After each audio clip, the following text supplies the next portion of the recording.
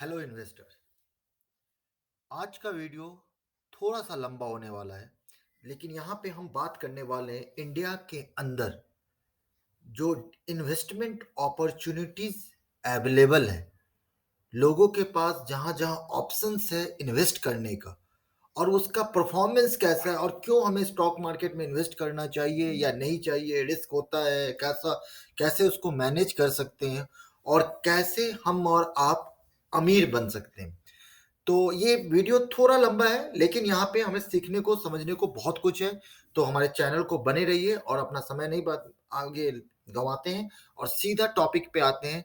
सबसे पहले हम लोग समझते हैं इंडिया में इन्वेस्टमेंट ऑप्शंस जो बहुत ही ज़्यादा कॉमन अवेलेबल है हमारे और आपके लिए, जो आप अपने और हमारे घर में देखते होंगे कि फैमिली के अंदर जो लोग, हमारे जो पापा हैं या हमारे बाबा हैं, दादा हैं, दादी है, ग्रैंड पेरेंट्स है, उनको फिक्स डिपॉजिट पे काफी भरोसा होता है।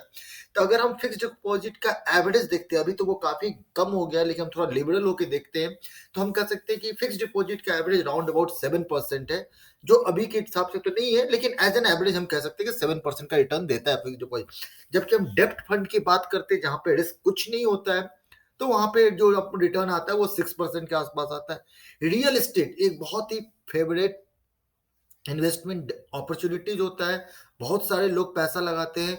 और अगर हम पिछले कुछ सालों से, जब हम लोग ने सुना जीएसटी आया, डिमोनेटाइजेशन आया, तो अगर हम जो डिकेट का निकालते हैं तो as an average real estate का रिटर्न 5% से ज्यादा नहीं जा रहा है। लेकिन कुछ कुछ ऐसे लोकेशंस भी होते हैं जहां पे रियल एस्टेट ने इससे अच्छा रिटर्न दिया है, लेकिन अगेन ये रिस्की है, और क्या आप ऐसे लोकेशन खोज पाते हो, नहीं खोज पाते, लेकिन एज एन एवरेज हम कह सकते हैं 5% का रिटर्न दिया। अगर हम गोल्ड की बात करते हैं, all time favourite of my our mother, sister, grandmother, तो उनके जो रिटर्न है वो भी 5% के आसपास दिया। सेविंग अकाउंट जो पैसा पड़ा रहता है उस पे बैंक आजकल 4% के आसपास देती है। करंट अकाउंट पे कोई भी बिजनेसमैन का जो पैसा करंट अकाउंट में रहता है उस पर कोई इंटरेस्ट नहीं मिलता है।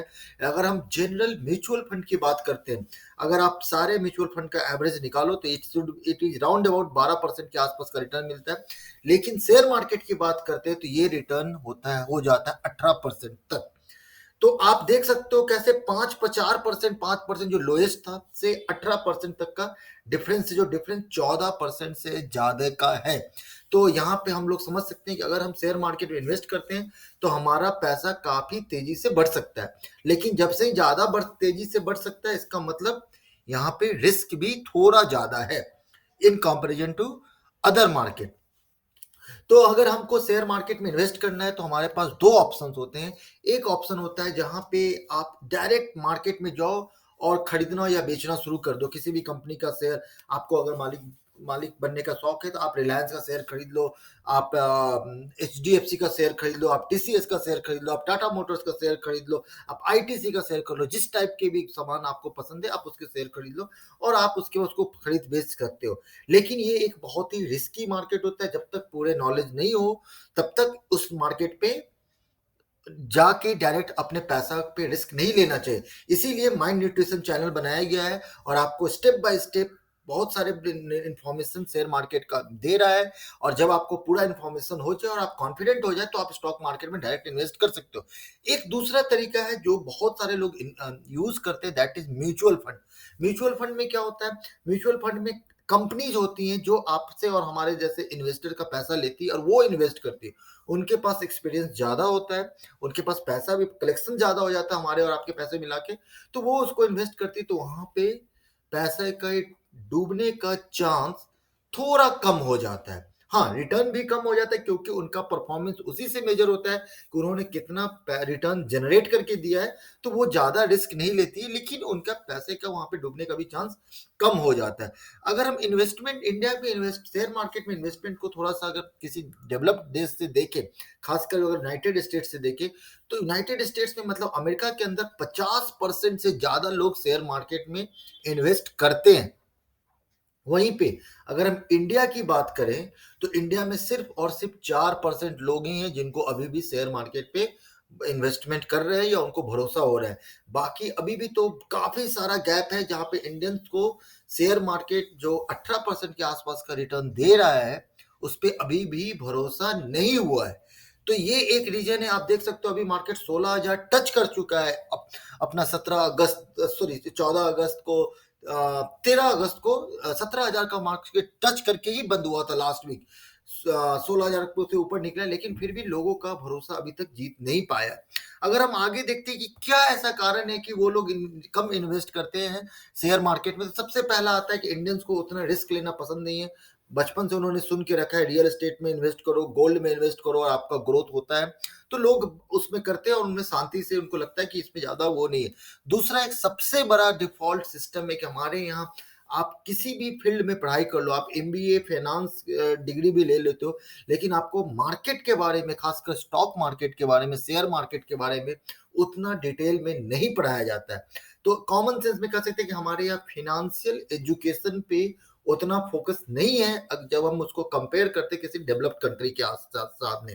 तो दूसरा बात है, दूसरी तरफ से देख सकते हैं कि कोई भी डेडिकेटेड कोर्स नहीं है, जिसके कारण से हम और हमारे जैसे बहुत सारे यूट्यूब पे लोग आके आपको शेयर मार्केट के बारे में बता रहे हैं, क्योंकि उनको पता है कि कोई फॉर्मल सिस्टम में ग्रेजुएशन में, ट्वेल्थ में या पोस्ट ग्रेजुएशन में अभी तक कोई डेडिकेटेड कोर्स इस मार्केट का नहीं आया है।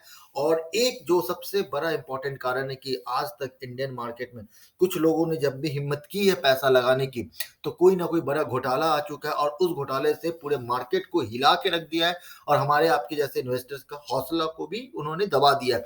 आपको याद है हर्षद मेहता स्कैम। हर्षद मेहता स्कैम इतना फेमस हुआ था कि आप सोच सकते हो कि जो 1992 का स्कैम था, उनके नाम पे आज भी वेब सीरीज बन रही है, स्कैम 1992। उसके नाम पे आज भी एक वेब सीरीज बनी है जिसमें अभिषेक बच्चन ने एक्टिंग किया है, इन दिस बिग बुल। तो मतलब कि लोग अभी भी हर्षद मेहता स्कैम के फ्रॉड से बाहर नहीं निकले। उसके अलावा भी बहुत सारे स्कैम हुए हैं।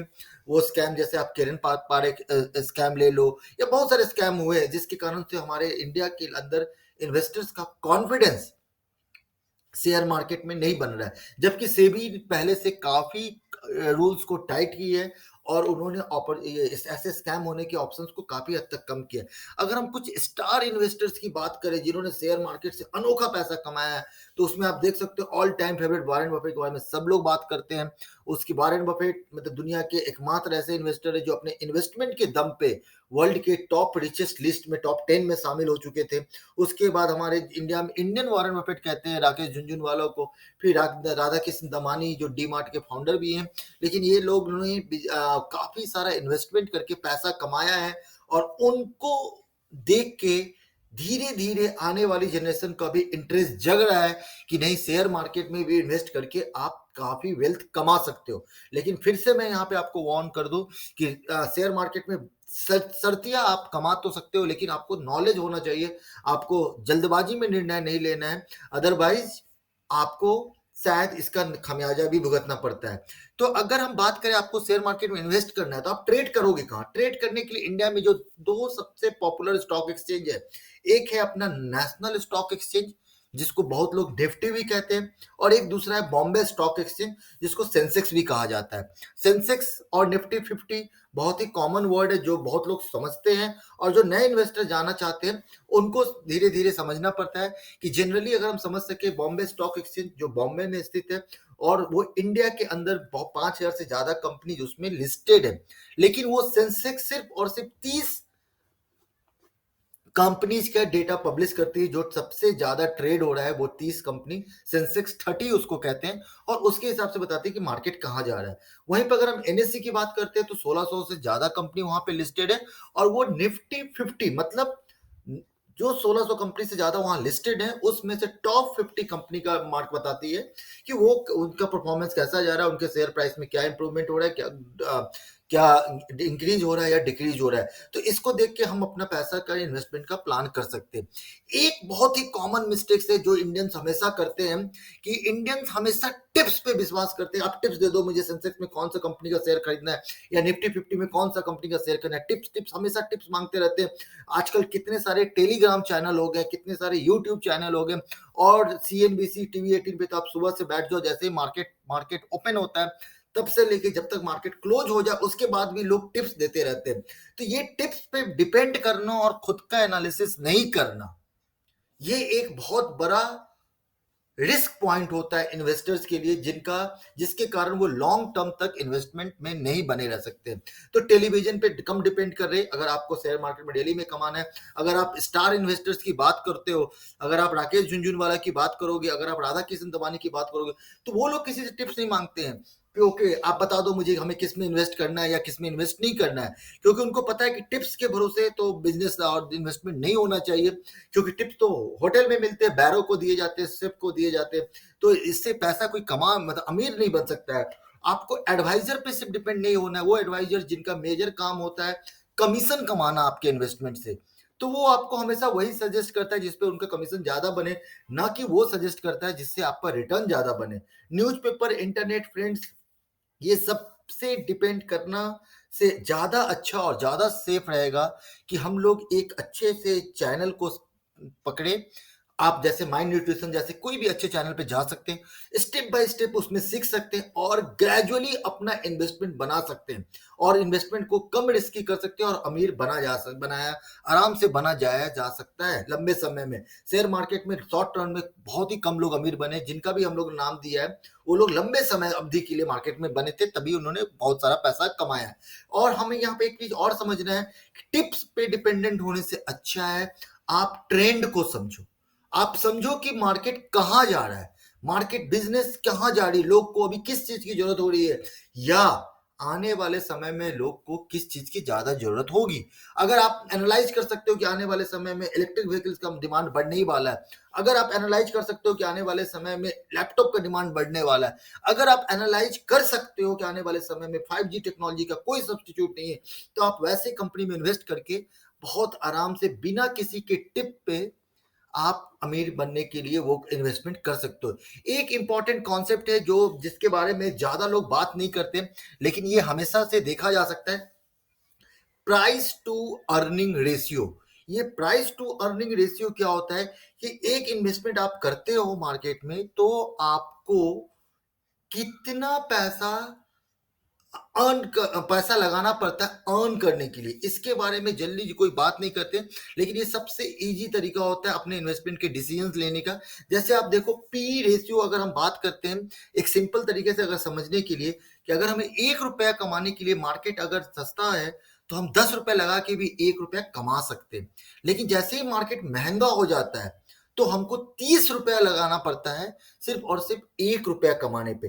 तो ये प्राइस टू अर्निंग रेशियो कहाँ से मिलता है, तो आप लोगों ने सुना होगा ना कि आज मार्केट 16,000 जा रहा है, आज मार्केट 17,000 जा रहा है, या आज मार्केट गिर के 12,000 आ गया, तो उससे ही प्राइस टू अर्निंग रेशियो निकाला जा सकता है। तो ये आप एनएससी की वेबसाइट से भी निकाल सकते हो और आप समझ सकते हो कि जितना कम लगा के अगर आप ज्यादा कमा रहे हो तो इसका मतलब आपका प्राइस टू अर्निंग रेशियो ज्यादा है। हम आपको कुछ चार्ट के हिसाब से आपको एग्जांपल में आपको समझाते हैं कि 1999 में जब पी रेशियो 12 था तो उस साल पर परसेंट रिटर्न इन्वेस्टर का 105% से ज्यादा बढ़ा है। 2003 जब मार्केट गिरा था और उसके जैसे ही मार्केट गिरा तो पी रेशियो 11 हो गया, तो लोगों ने 116% के रिटर्न से कमाया है। किसने? जो 2003 में इन्वेस्ट किया है।